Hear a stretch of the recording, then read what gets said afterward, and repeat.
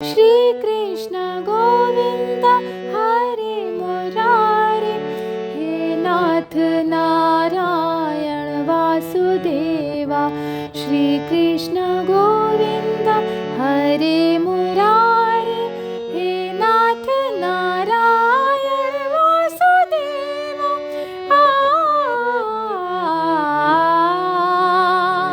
श्री गीता जी के 13वें अध्याय का महात्म्य।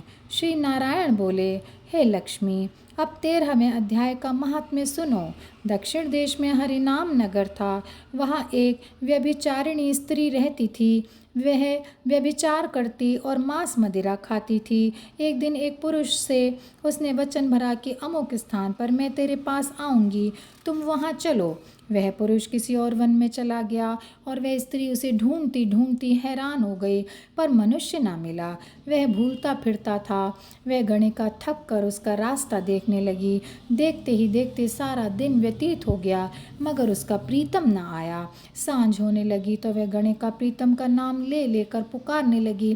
तभी भटकता भटकता उसका प्रेमी वहाँ आ पहुँचा। दोनों बड़े प्रसन्न होकर बैठे। इतने में एक शेर आया। गणिका भयभीत हो उठी। उसे देखकर सिंह बोला, अरे गणिका, मैं तुझे खाऊंगा। वह बोली, तू पहले अपने जन्म की बात कह, तू कौन है, मुझे खाना क्यों चाहता है।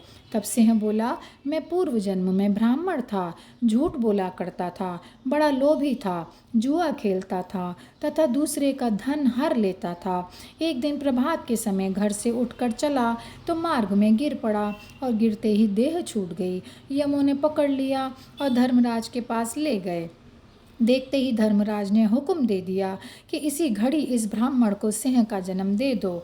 यह देह मुझे मिली और हुक्म दिया, जो प्राणी पापी दुराचारी हों तिनको तू खाया कर, जो साधु वैष्णव हरिभक्त हों उनके पास ना जाना। हे गणिका, मुझे धर्मराज की ये आज्ञा है, तिनकी आज्ञा पाकर सिंह योनि में आया हूँ। तू व्यभिचारिणी गणिका पापन है, इसलिए तुझको खाऊंगा। इतना कहकर शेर ने गणिका को खा लिया। तब यमदूत गणिका को धर्मराज के पास ले गए।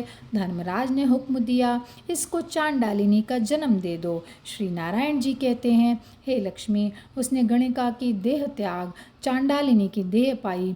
कई दिन बीते। कई दिन वह नर्मदा नदी के तट पर घूम रही थी।